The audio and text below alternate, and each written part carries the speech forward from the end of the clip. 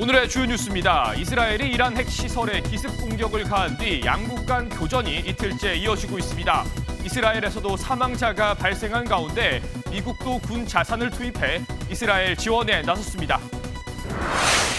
친명인사로 원내 지도부를 꾸린 민주당이 상법 개정안 등 주요 법안 처리에 속도를 낼 것으로 보입니다. 오광수 전 민정수석의 낙마에 탄력받은 국민의힘은 공세의 범위를 김민석 초대 총리 후보자 등으로 확대하고 있습니다. 미국 LA에서 불법 이민자 단속에 반발하는 시위가 일주일 넘게 지속되고 있는 가운데 미 해병대 병력이 투입됐습니다. 첫날부터 민간인 구금이 확인되는 등 강한 반발을 불러오고 있습니다. 제주와 남부지방에 장맛비가 쏟아져 비 피해가 잇따른 반면 서울 등 중부지방은 덥고 습한 날씨가 이어졌습니다. 내일부터는 다시 전국에 비가 내릴 전망입니다. 전날 주요 핵시설과 군 수뇌부에 대한 공격을 받은 이란이 이스라엘에 대한 보복을 감행했습니다. 탄도미사일을 이용한 대규모 공습에 아이언돔이라 불리는 방어체계가 뚫리며 민간인을 포함한 사상자는 계속해서 늘어나고 있습니다. 미국의 지원 아래 이스라엘 역시 재공격을 이어갔고 양국의 긴장 수위는 최고조에 이른 상황입니다.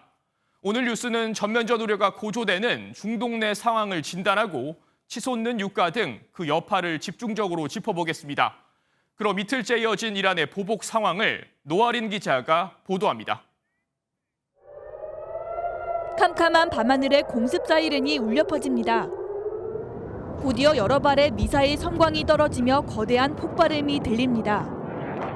유리창이 산산조각난 고층 건물에는 붉은 화염과 연기가 피어오르고 부서진 건물 잔해 사이로 구조대원들이 분주히 움직입니다.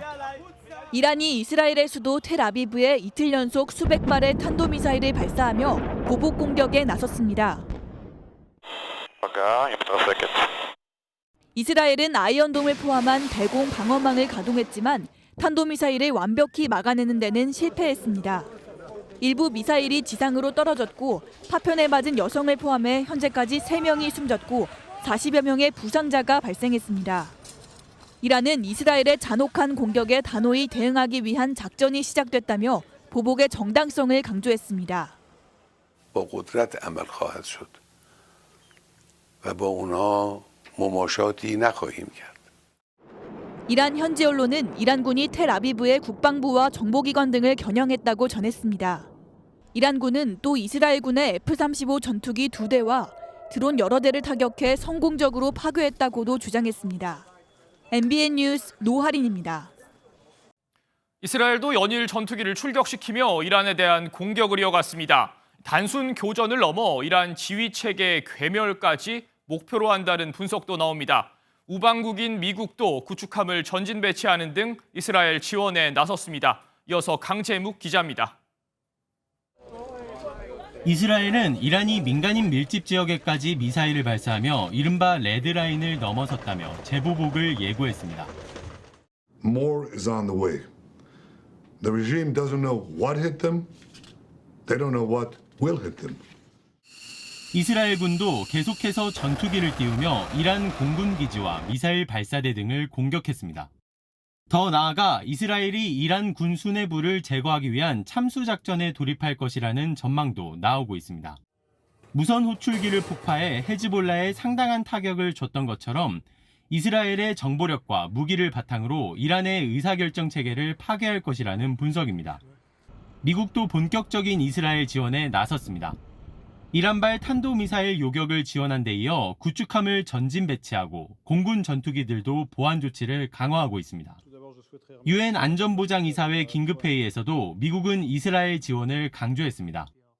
President Trump has repeatedly said this dangerous regime cannot be allowed to have nuclear weapons. 양측의 강대강 대치는 앞으로도 계속 심화할 것으로 예상되는 상황입니다. MBN 뉴스 강재묵입니다. 중동에서 펼쳐지는 교전이지만 그 파장은 우리 생활에도 이어지고 있습니다. 바로 국제 유가인데요. 이란이 중동 최대 원유 수송로 호르무즈 해협을 막아선다면 유가가 최대 $130까지 폭등할 것이란 전망도 나옵니다. 다만 전문가들은 봉쇄 가능성은 낮다고 보고 있습니다. 민지숙 기자가 취재했습니다. 페르시아만의 유일한 해상 수송로인 호르무즈 해협입니다. 이란과 쿠웨이트를 비롯한 주요 산유국의 원유 대부분이 이곳을 통과해 수출됩니다. 하루 평균 2천만 배럴로 전 세계 석유 수송량의 20%를 차지합니다. 시장에서는 궁지에 몰린 이란이 호르무즈 해협을 봉쇄하거나 이곳을 지나는 유조선을 공격할 가능성을 우려하고 있습니다. 해협이 봉쇄된다면 $70로 오른 유가가 $130까지 급등할 수 있다는 전망도 나왔습니다. Fighting could last for like 2 weeks. So for investors, it will be this phase of 2 weeks of heightened volatility, of heightened like losses in shares, in anything that has to do with risk. 다만 전문가들은 전면 봉쇄 가능성이 크지 않다고 보고 있습니다. 타격이 좀 이란 쪽도 그렇고 상당히 클 수 있거든요. 뭐 금융 제재를 포함해서 여러 가지 이제 압박 수단들이 좀 있기 때문에 호르무즈 해협 봉쇄 이런 것까지는 좀 피하지 않을까 싶어요. 이란의 석유 대부분을 수입하고 있는 중국의 반발을 살 수 있다는 점도 봉쇄 가능성이 낮은 이유로 꼽힙니다. MBN 뉴스 민지숙입니다. 이틀째 대규모 교전이 이어지고 있는 이스라엘과 이란의 긴장 상황, 국제부 이상엽 기자와 좀 더 자세한 얘기 나눠보겠습니다. 네, 이 기자 당초 예상은 했지만 이란의 보복 수위가 상당히 높았던 것 같습니다. 그 배경 어떻게 볼 수 있을까요? 네. 지난해 4월 이스라엘이 주 시리아 이란 대사관을 공격했을 때 이란은 12일 뒤에 본토 보복에 나섰습니다. 네. 그런데 이번에는 사실상 공격받은 직후에 보복에 나서 상당히 속도가 빨랐습니다. 가장 큰 이유는 당시와 비교해 이란의 피해가 워낙 컸다는 점입니다. 큰 피해를 입은 나탄즈 핵시설은 이란 핵무기 개발에 있어 상징적인 곳인데요. 60% 농축 우라늄을 생산할 수 있어 언제든 핵무기급인 90% 농축 우라늄을 생산할 수 있습니다. 또 군서열 최고위층 인사와 핵심 과학자들이 다수 사망하면서 이란의 자존심을 건드렸습니다. 이슬람 시아파 맹주를 자처하는 이란으로선 견디기 어려운 치욕을 당한 것이라 즉각 보복에 나선 것으로 보입니다. 네, 그런데 이 상황에 이란은 이 국제 정세의 또 다른 축이라고 할 수 있는 미국과 핵 협상을 하고 있었습니다. 그런데 트럼프 대통령 입장에서는 핵 협상을 진행하면서 이스라엘의 공격을 묵인한 셈인데 그 좀 의도는 어떻게 볼 수 있을까요? 네, 사실 이번 공격은 미국이 주도했다고 보기에는 어려운 정황이 다소 많습니다. 네. 트럼프 대통령의 입장에서는 이란과의 핵 협상으로 유가를 안정시켜 미국의 물가 상승을 억제하려는 정책을 추진 중이라 이란을 자극할 필요가 없습니다. What they do hurt is the prospect of negotiations over Iran's nuclear program. And that really is the rub of the matter. That 오히려 이스라엘의 관점에서 진행된 것으로 보입니다. 이스라엘은 미국과 이란 핵 협상이 지지부진한 채로 늘어지고 있어 이란의 핵무장을 지켜볼 수밖에 없는 상황이었습니다. 그런데 마침 이스라엘을 공격하던 헤즈볼라와 하마스 조직이 붕괴되자 이스라엘로서는 지금이 이란을 공격할 절호의 시기라고 판단한 것으로 보입니다. 이란과의 핵 협상이 지지부진한 채 시간이 흘러가도록 내버려두기보다는 선제 타격이 낫다고 본 것이죠. 네, 이스라엘로서는 핵 협상에 기대기보다는 선제 타격을 단행한 모습인데 즉 이 상황에서 또 다른 패권국이라고 할 수 있는 러시아가 이 상황을 중재하겠다고 나섰거든요. 실제 효과가 나타날 수 있을까요? 네, 이란은 러시아에게 있어 중동 지역에 영향력을 행사하는 데 꼭 필요한 동반자입니다. 네. 원유가 산출되는 중동 지역에서의 영향력은 패권 국가인 러시아에게 있어 중요한 사안인데요. 이란은 중요 산유국 중 하나지만 미국과 갈등하고 있어 마찬가지로 미국과 패권 경쟁을 하고 있는 러시아 그리고 중국과 긴밀하게 협력해 왔습니다. 또 이란에게 피해를 정비할 시간을 주고 이스라엘의 추가 공격을 방지하려는 의도도 있을 것이고요. 다만 이스라엘이 중국, 러시아의 바람대로 중재에 응할지는 미지수입니다. 사실상 미국의 의사를 거스르고 이란을 공격한 것이기에 현재로서는 이란을 더 압박할 방향으로 전개될 가능성이 높습니다. 네, 당장 분쟁 상황이 해결되긴 어려울 것 같습니다. 여기까지 듣겠습니다. 지금까지 국제부 이상엽 기자였습니다. 네, 정치권 소식입니다. 오늘 이재명 대통령은 정상외교 대위전이 될 G7 정상회의 참석 준비에 매진했습니다. 다음 주 주요국 정상들을 만날 텐데 그중에서도 트럼프 미국 대통령과의 첫 만남이 어떤 모습일지 관심이 쏠립니다. 전정인 기자입니다. 취임 후 숨가쁘게 일정을 소화해온 이 대통령은 오늘은 별도의 공식 일정을 잡지 않았습니다. 대신 현지 시각으로 내일 캐나다에서 열리는 G7 정상회의 준비에 매진한 것으로 알려졌습니다. G7 정상회의는 이 대통령의 정상외교 데뷔전입니다. 취임 11일 만에 해외 순방은 상당히 빠른 감이 있지만 지난해 12월 비상계엄 사태 이후 6개월 넘게 중단됐던 정상외교 복원도 시급하다는 판단이 작용한 것으로 보입니다. 첫 정상외교에 만반의 준비를 하고 있는 이 대통령은 어제는 재계 총수들과 간담회를 열고 미국발 통상 문제 대응책을 모색했습니다. 해외 통상 상황 관련해서 우리가 해야 될 일들도 좀 지정을 해주시면 저희 거기에 잘 맞춰서 최선을 다하도록 하겠습니다. 특히 이번 G7 정상회의의 최대 관심은 트럼프 미국 대통령과의 첫 만남입니다. 두 정상은 지난 6일 첫 통화에서 조속한 관세 합의를 노력하기로 하고 골프 라운딩을 약속했습니다. 다만 다자외교의 무대인 만큼 두 정상의 만남은 약식으로 진행될 가능성이 점쳐집니다. 이 대통령은 G7 정상회의를 계기로 유럽연합 지도부와 상견례 겸 약식 정상회담을 할 것으로 알려졌습니다. MBN 뉴스 전정인입니다. 조금 전 대통령실은 오늘 새벽 강화도에서 한 민간단체가 북한으로 전달을 살포한 것이 확인됐다며 법령 위반에 따라 엄중 조처하겠다고 밝혔습니다. 이 대통령은 또 관련 부처에 대북전단 살포에 대한 예방은 물론 사후 처벌 대책을 지시했고 정부는 오는 16일에 통일부 주관으로 회의를 개최할 예정입니다. 더불어민주당의 김병기 신임 원내대표가 이재명 정부 집권 초반 거대 여당을 이끌 지도부를 구성하고 있습니다. 새롭게 구성될 지도부는 쟁점 법안보다도 먼저 민생과 직결되는 입법에 속도를 낼 것으로 보입니다. 이승민 기자입니다. 내란 종식과 민생 회복, 국민 통합, 김병기 신임 민주당 원내대표가 떠안은 과제입니다. 거대 여당을 이끌고 이재명 정부의 조기 안착을 돕기 위해 야당을 설득해야 하는 만만치 않은 숙제도 남아 있습니다. 내란 종식, 헌정질서 회복, 권력기관 개혁을 하나의 트랙으로, 민생 회복과 경제 성장을 또 하나의 트랙으로. 산적한 과제 가운데 새 원내 지도부는 민생 관련 법안을 우선 처리할 것으로 보입니다. 새 원내 지도부 핵심 관계자는 MBN에 대통령실이 경제 살리기를 강조하는 상황에서 국회가 걸림돌이 되면 안 된다며 상법 개정안 같은 민생 관련 법안 처리는 빨리 해야 할 것이라고 밝혔습니다. 형사소송법, 공직선거법 개정안, 방송 3법 등 쟁점 법안은 일방적으로 밀어붙이지 않겠다는 분위기입니다. 또 다른 원내 핵심 관계자는 대통령이 민생경제 분야에 올인하는 상황에서 당이 갈등의 소지가 있는 법안을 먼저 처리할 수는 없을 것 같다고 말했습니다. 이들 법안은 당초 지난 12일 본회의를 열어 처리할 방침이었지만 연기된 바 있습니다. 김병기 원내대표는 주말까지 원내 지도부 인선을 마치고 구체적인 법안 처리 시점 등을 논의할 전망입니다. MBN 뉴스 이승민입니다. 국민의힘은 오광수 전 민정수석의 낙마에 탄력을 받고 이제는 김민석 국무총리 후보자를 겨냥하고 있습니다. 다음 주에 선출될 새 원내대표도 김 후보자의 자진 사퇴 압박에 총공세를 펼칠 것으로 보입니다. 서정표 기자입니다. 이재명 대통령은 공직기강 확립과 임사 검증을 담당하는 민정수석의 중요성을 두루 감안해 오 수석의 사의를 받아들였습니다. 오광수 민정수석이 낙마하자 국민의힘이 공세의 범위를 김민석 총리 후보로까지 확대했습니다.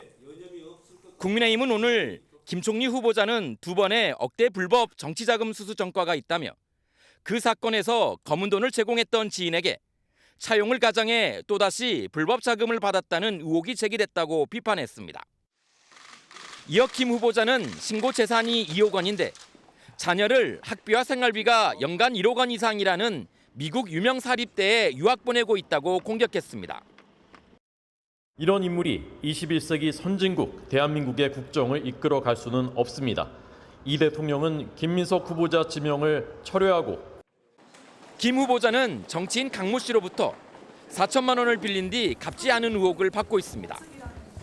강 씨는 지난 2008년 불거진 김 후보자 불법 정치자금 수수 사건 당시 자금을 제공했던 인물로 알려졌는데 김민석 후보자는 앞서 대출을 받아 전액 상환했다고 밝혔습니다. 이어 내일쯤 온 국민이 이해할 수 있도록 관련 글을 올리겠다며 인사청문회를 앞두고 의혹 해소에 자신감을 내비쳤습니다. 검찰과 관련한 과거 제 사건을 담당했던 검사도 좋고 모든 분들을 다 이번 청문회에 증인으로 불러도 좋다. 다음 주 월요일 새로 선출되는 국민의힘 원내대표도 김 후보자에 대한 총공세를 펼칠 것으로 예상되고 있는 가운데 3선의 김성원, 송원석 의원과 4선의 이현승 의원 등 3파전으로 치르게 됐습니다. MBN 뉴스 서정표입니다. 이재명 대통령이 취임한 지 어느덧 열흘이 지났습니다. 대통령실 출입하는 표선우 기자와 좀 더 자세한 얘기 나눠보겠습니다. 네, 표 기자. 네, 이재명 정부가 출범 초반에 국정 운영에 속도를 내는 모습이었는데 오광수 전 민정수석이죠. 다소 사임으로 제동이 걸린 것 같습니다. 좀 후임 임명 언제쯤 이뤄질까요? 네, 결론적으로는 G7 이후가 될 예정입니다. 네. 오광수 전 민정수석의 사표가 수리된 게 어제였거든요. 실용과 능력 중심의 인사 기준 크게 변하지 않겠다 했지만 오 전 수석이 무엇보다 도덕성 문제로 사퇴한 만큼 도덕성 검증 강화될 수밖에 없는 게 현실입니다. 네. 그런데 당장 오늘과 내일이 지나면 현지 시각 15일이자 우리나라 시간으로는 다음 주 월요일부터 캐나다에서 G7 정상회의가 시작되거든요. 대통령실 관계자 물리적인 시간이 이번 주 내로 부족한 건 사실이라고 전했습니다. 채용 부서가 속도를 내고 있지만 당장은 G7에 전념해야 한다는 거죠. 네. 민정수석 외에도 당초 이번 주 임명 예정이었던 차관급 인사들과 공석인 AI 미래기획수석, 경청 통합수석도 요원한 상태죠. 문재인 정부 때처럼 일률적인 인사 원칙을 따로 만들지 않아도 오 전 수석의 낙마로 검증은 더 신중해질 전망입니다. 여기에 오는 16일까지는 국민 추천을 받겠다고도 했죠. 국민 추천이 마무리되면 내각도 속도를 낼 것으로 보입니다. 네, 언급한 대로 이 G7 정상회의가 이제 얼마 남지 않았습니다. 이재명 대통령의 첫 외교 데뷔전이라고 할 수 있는데 어떤 점이 좀 중점적으로 다뤄질까요? 실용 그리고 국익이라는 큰 틀은 변함이 없습니다. 네. 이 대통령 후보 시절부터 이 기조 한 번도 변한 적이 없었거든요. 하지만 역시 가장 큰 관심은 미국과의 관세 협상입니다. 지금 미국과 일본은 G7에서 관세 문제를 두고 양자회담하기로 확정했거든요. 우리 정부도 미국과의 양자회담을 추진 중인데 이루어진다면 협상의 본격 첫 발을 떼는 셈입니다. 이번 정부는 국익이 최우선이라는 원칙 아래 실용적이고 유연한 통상 정책을 통해 위기 극복에 총력 대응해 나가겠다고 강조했습니다. 또 정상통화를 마친 일본과의 약식 회동 여부와 다른 유럽 국가들과의 첫 상견례도 관심입니다.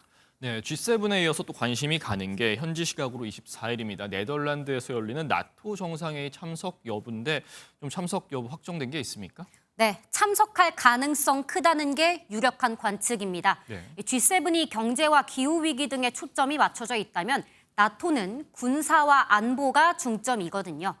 당초 러시아와 미국 사이에서 우리 정부가 고심을 거듭하면서 이 대통령이 안 간다는 기류도 있었지만요.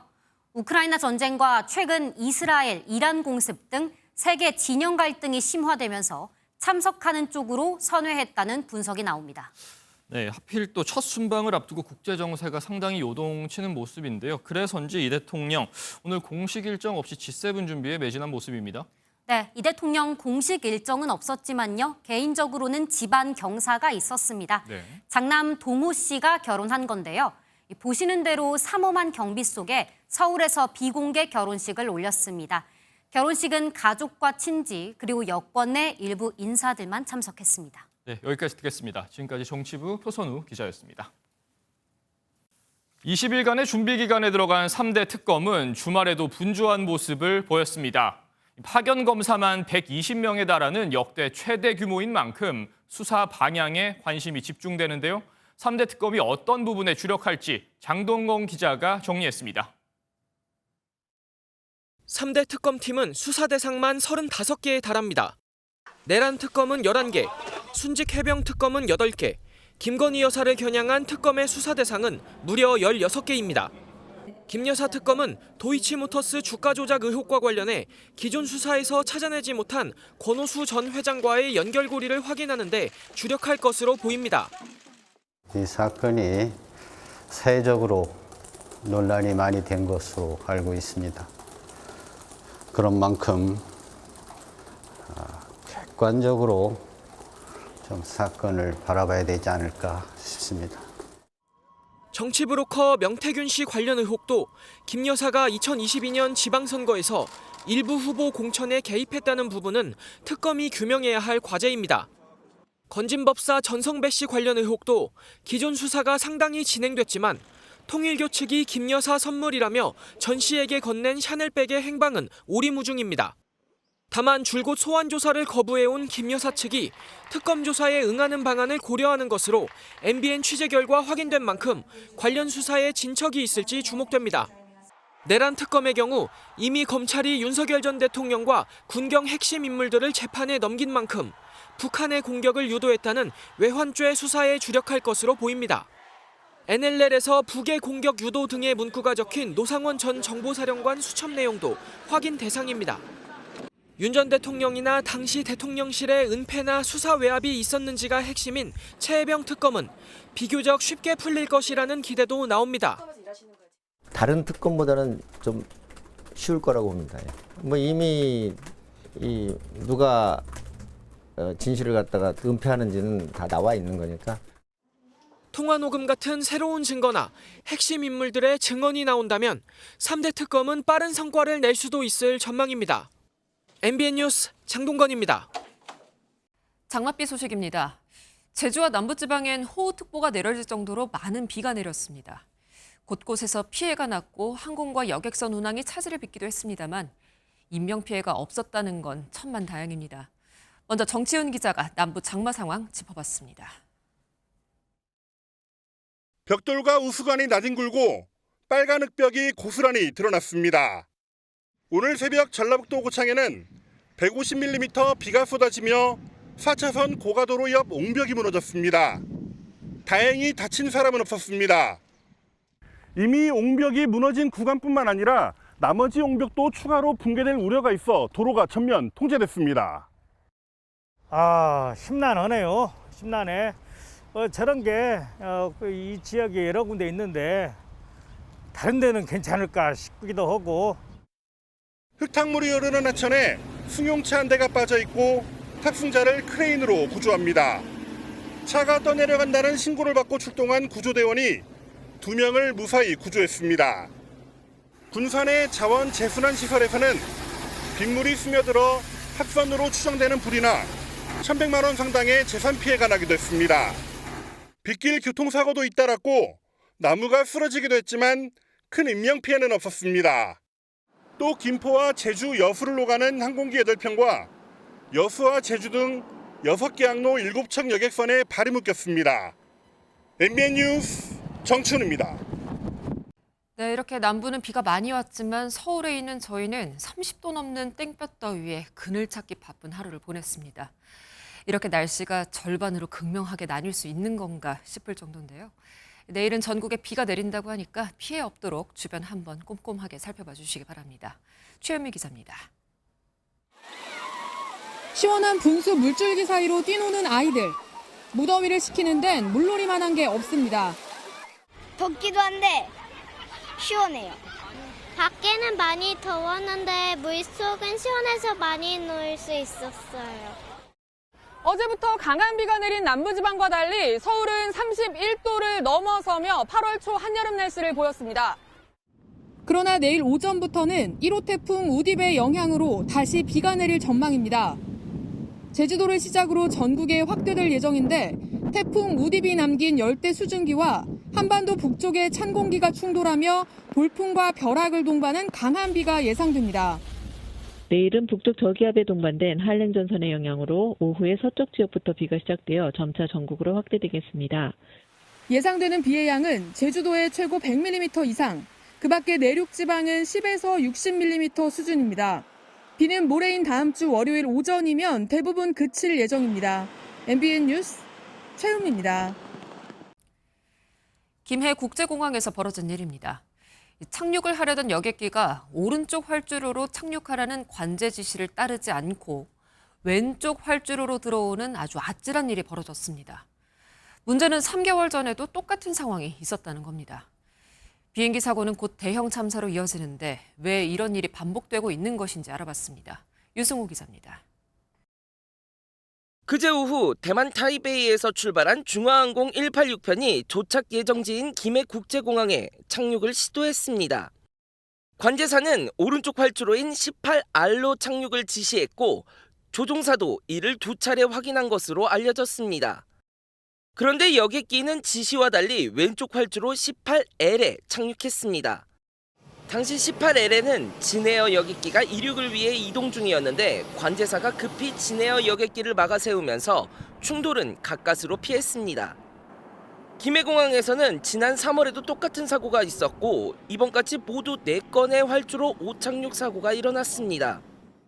활주로 끝에 돛대산이나 산이 있기 때문에 거리가 굉장히 짧아요. 주간에도 켜져 있는데 사실 공중에서 확인하기는 좀 어려워요. 김해공항은 돛대산을 피해 북에서 남으로 돌아 들어오는 과정에서 조종석이 기울어질 때 왼쪽 활주로인 18L만 보이는 경우가 많습니다.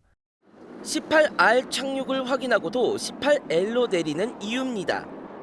정부가 김해공항을 특수공항으로 지정해 관리하고 있지만 지형에 익숙하지 않으면 베테랑 조종사도 정확한 착륙이 쉽지 않습니다. 항공당국은 이번 사고를 안전운항에 영향을 준 준사고로 규정하고 사고 경위를 조사하고 있습니다. MBN 뉴스 유승호입니다. 군인 아들을 마중 가던 60대 운전자가 만취한 20대의 음주운전에 숨지는 사고가 있었는데요. 20대 운전자가 경찰 조사에서 동승자가 운전을 강요했다는 발뺌식의 진술을 하면서 공분이 일고 있습니다.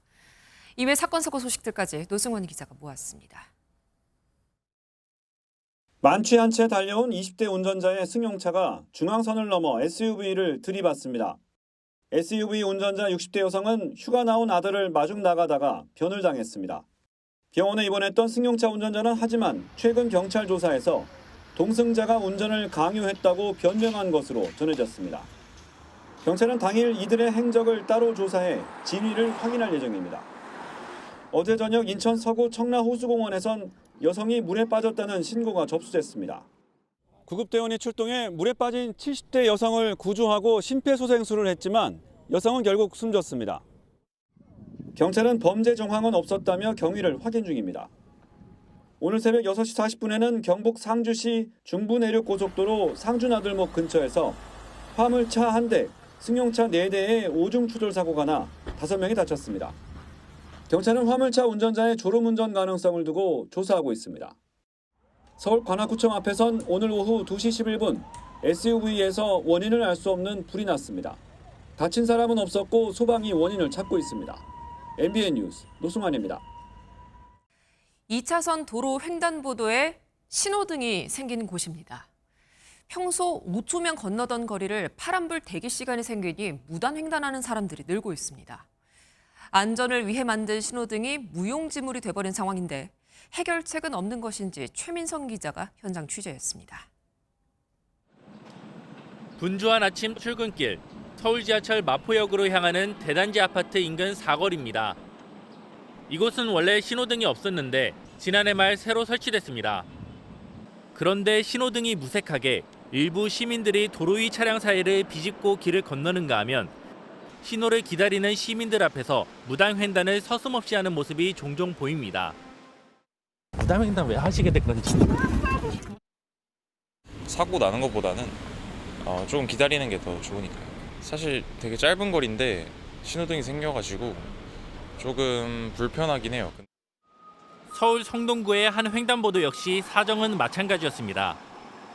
직장인들이 쏟아져 나오는 점심시간, 한 달 전에 새로 설치된 신호등은 무용지물이 됐습니다.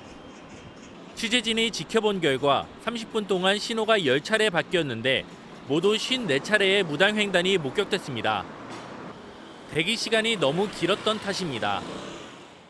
제가 이렇게 5초면 지나갈 횡단보도를 건너려고 빨간불을 2분 45초나 기다려야 했습니다. 이를 지켜본 시민들의 반응은 엇갈립니다. 필요하니까 생겼다고 생각해서 지키려고 노력하고 있어요. 막 건너다녀도 상관이 없는데 저거 참 지키기는 애매한 그런 쓰는 것이 가장 좋은 것 같아요. 신호등은 설치하기 전에 일정 기준에 따라 필요성 여부를 평가합니다. 마포구 사례의 경우 인근에 어린이 보호구역이 있었고 성동구 횡단보도는 바로 옆 도로가 교차로로 변하며 신호등이 필요해졌습니다. 하지만 보행자 통행이 제한되며 무단 횡단이 빈번해진 겁니다. 관할 경찰은 새로 설치한 신호등은 실태를 지켜보며 신호 체계를 조정하고 있다고 설명했습니다. MBN 취재가 시작되자 일부 지자체는 파란불 횟수를 늘리겠다고 밝혔습니다. 결국 신호를 지키는 시민의식과 실태에 맞는 신호 체계가 필요하다는 지적입니다. MBN 뉴스 최민성입니다. 미 육군 창설 250주년 기념 퍼레이드와 트럼프 대통령의 79번째 생일을 맞아 미국 전역에서 대규모 반트럼프 시위가 예정돼 있습니다. 두 번째 임기 시작 이후 최대 규모가 될 것이란 예상 속에 LA엔 해병대가 투입됐고 벌써 민간인이 체포되기도 했습니다. 윤지원 기자가 보도합니다. 미국 LA 도심에 무장한 해병대 병력이 배치됐습니다. 트럼프는 왕이 아니다라는 의미의 반트럼프 운동, 노킹스 시위를 하루 앞두고 해병대가 투입된 겁니다. 미 해병대는 LA의 연방 건물 보호 등 지원 업무만 할 것이라고 밝혔습니다. 하지만 투입 첫날부터 민간인을 일시 구금한 것이 확인됐습니다. Was trying to go across and they told me to stop first and of course I complied when I crossed the first checkpoint and they told me to basically get down the ground. 군이 시위 현장에 투입된 건 지난 1992년 로드니 킹 폭행 사건으로 인해 벌어진 LA 폭동 이후 33년 만입니다. Why are there more military troops in Los Angeles than in Iraq? Just think about that. 대규모 시위를 앞두고 트럼프 대통령은 권위주의 비판을 정면 반박했습니다. I don't feel like a king. I have to go through hell to get stuff approved. A king would say, I'm not gonna get this. A king would have never had the. 트럼프 행정부는 폭력적 행위에 대해서는 단호하게 대처한다는 방침이어서 정부 당국과 시위대 간 충돌이 격화할 전망입니다. MBN 뉴스 윤지원입니다. 서울 아파트 가격만 뛰는 게 아니라 거래량도 폭발하고 있습니다. 5월 거래 신고 기한이 2주나 남았는데도 거래량은 이미 7천 건을 넘어섰는데 시장에선 이른바 패닉 바잉 조짐까지 보이고 있습니다. 김경기 기자가 취재했습니다. 서울 행당동의 한 아파트. 2,100여 세대 대단지지만 매매 물건은 10여 개에 불과합니다. 지난달에만 20건 넘게 거래되면서 가격이 1억 이상 뛰었는데도 수요자들은 여전히 물건을 찾습니다. 그래서 그냥 그런 것 같아요. 사다리쯤 계획했던 분들도 금액이 자꾸 막 뛰니까 마음이 급해지잖아요. 이 아파트가 속한 성동구는 부동산에 나온 매물이 지난 한 달간 22% 넘게 급감했습니다. 매매 거래가 폭발한 영향이 큽니다. 상급지로 여겨지는 한강벨트를 중심으로 거래가 늘면서 지난달 서울 아파트 거래량은 이미 7천 건을 넘어섰습니다. 거래 신고가 이번 달 말까지 들어올 수 있어 최종 거래량은 토지거래 허가제가 잠시 해제됐던 3월 수준에 근접할 것으로 예상됩니다. 정부와 서울시는 토지거래 허가 구역을 더 늘리는 방안을 검토 중이지만 효과는 의문입니다. 풍선 효과로 실거주를 안 해도 되는 지역에 갭 투자만 자극할 뿐이라는 겁니다. 매수자가 실거주를 해야 되기 때문에 세입자의 주거 안정까지도 해치는 부작용도. 대신 조정 대상 지역이나 투기과열지구 등 규제 지역을 늘려 세금과 대출 등의 조건을 일부 강화하는 방안이 거론됩니다. 지방은 취득세 중과를 폐지하는 등 규제를 더 풀어 서울로만 몰리는 수요를 분산시켜야 한다는 지적도 나옵니다. MBN 뉴스 김경입니다. 3일 전에 만기 제대한 BTS 멤버 정국이 일본의 극우 메시지가 적힌 모자를 착용해서 논란이 일고 있습니다. 정국은 바로 사과를 했고 모자에 쓰인 문구의 의미를 충분히 확인하지 못했다고 해명했습니다.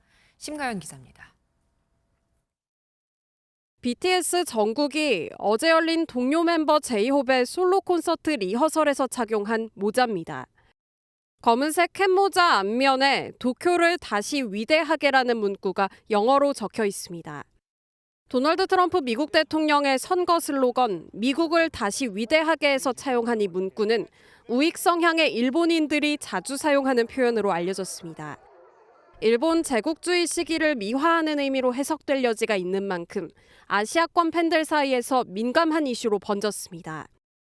온라인 커뮤니티를 중심으로 논란이 확산하자 전국은 팬 소통 플랫폼에 입장문을 올리고 진화에 나섰습니다. 전국은 문구의 의미를 충분히 확인하지 못한 채 착용해 실망과 상처를 드렸다고 사과하며 모자는 즉시 폐기했다고 밝혔습니다. 특히 요즘에 한류 스타는 국제적인 주목을 받기 때문에 이게 다른 나라에서 굉장히 민감한 이슈가 될 수도 있는 거거든요. 2번, 3번 더 생각하고 신중하게. 유명인의 사소한 선택도 의도를 담은 메시지로 해석될 수 있는 만큼 보다 신중한 접근이 필요하다는 지적입니다. MBN 뉴스 심가현입니다. 오늘 낮 12시 22분쯤 경북 영덕군 북쪽 21km 지점에서 규모 2.0의 지진이 발생한 데 이어 오후 1시 58분쯤에도 영덕군 북쪽 22km 지점에서 규모 2.3의 지진이 발생했습니다. 기상청은 이번 지진으로 피해가 예상되진 않지만 앞으로 추가 지진이 발생할 수 있는 만큼 안전에 유의해달라고 당부했습니다. 국내 주유소 휘발유와 경유의 주간 평균 가격이 5주 연속으로 떨어졌습니다. 한국석유공사 유가정보시스템 오피넷에 따르면 휘발유는 지난주보다 리터당 2.1원 내린 1,627.7원, 경유는 2.9원이 내린 1,490.6원을 기록했습니다. 밤사이 세찬 비를 뿌린 비구름이 빠져나갔습니다. 부산에서는 6월 기상 관측사상 1시간 동안 가장 많은 비가 쏟아지기도 했습니다. 휴일인 내일 태풍이 남긴 수증기의 영향으로 다시 전국에 비가 내리겠습니다. 오전에 제주를 시작으로 오후에는 수도권을 비롯한 서쪽 전역에, 밤에는 전국으로 이 비가 확대되겠습니다. 예상되는 비양은 제주도에 최대 120mm 이상, 부산과 울산을 비롯한 경남 남해안에 80mm 이상, 중부지방으로도 최대 60mm의 비가 내리겠습니다. 특히 내일 오후부터는 중부지방과 남해안, 제주를 중심으로 시간당 30mm 안팎의 매우 강한 비가 집중되겠습니다. 또 오늘 밤부터 내일 오전 사이 충청과 남부 내륙으로는 가시거리 200m 미만의 짙은 안개가 끼겠습니다. 비가 내려도 더위는 여전하겠습니다. 오히려 습도가 높아서 더욱 후텁지근하겠는데요. 중부지방 낮 기온은 서울이 30도, 춘천과 대전은 31도까지 오르겠고요. 남부지방도 전주 31도, 대구는 32도로 무덥겠습니다. 다음 주에는 중부지방에도 장마가 시작될 가능성이 있습니다. 날씨였습니다. 산림청이 선정한 100대 명품숲. 오늘은 우리나라를 대표하는 금강소나무 군락지죠. 강릉 금강소나무 숲을 전해드리면서 뉴스센터 모두 마치도록 하겠습니다. 비 피해 없도록 주의하시기 바랍니다. 고맙습니다.